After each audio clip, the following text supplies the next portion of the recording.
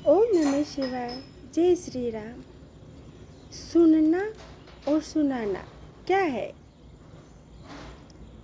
इसमें सीख और सिखाना के भाव छुपे हुए हैं कि हाँ, किसी ने मुझे सुना दी।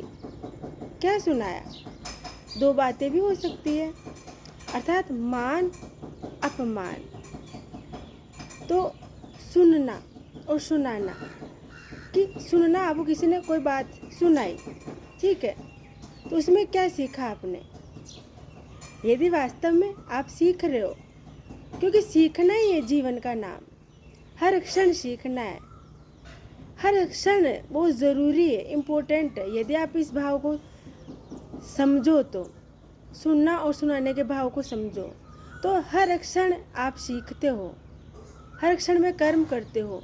जिस क्षण आप आलस कर रहे हो उसी क्षण आप सोचो कि कहीं पर बहुत बड़ा आविष्कार हो रहा है। इसीलिए ऐसा भी कि हाँ, ये शुभ और ये शुभ नहीं, बस वो क्षण है जिसमें आप सीख रहे हो। पर ये भाव सुनना और सुनाना से है कि आप इसमें,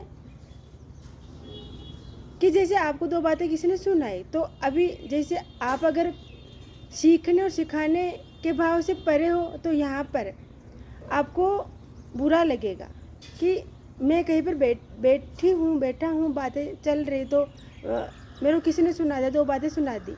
अभी वो चल रहा है कि पेशेंस, धैर्य की कमी की वजह से जैसे हमें बुरा लग जाता है। घर परिवार और आस पड़ोस कहीं पर भी दो बातें सुना दी, कोई भी बात वाद विवाद में, तो बहुत दिल दुखता है।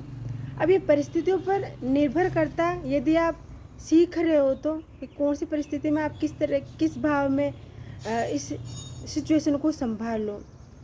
तो सीखना और सिखाने का भाव में यही है कि जैसे हाँ, आपका मन क्या कह रहा है अंदर से कि कौन सी परिस्थिति में हो आप, तो यहाँ पर आपका धैर्य, अनुशासन सीखते हो कि किसी ने मुझे कुछ कहा और अगर मैं जवाब नहीं दे पाया वहाँ पर उस परिस्थिति में, तो मैंने क्या किया, सीखा कि हाँ, मुझे में ये कमियाँ, अब मुझे सुधारना चाहिए। अब कॉर्पोरेट लाइन में बहुत बार सवाल जवाब होते हैं, तो जैसे मेरे से किसी ने सवाल किया, अब मैंने उसका जवाब दिया ही नहीं, तो मुझे यहाँ पर बुरा लगेगा। तो यदि मैं सीखने के प्रभाव में नहीं हूँ तो, और अगर मैं सीखने के प्रभाव में हूँ तो हाँ, मैंने जवाब नहीं दिया, अर्थात मेरे में कमी है, मुझे अब और सीखना है।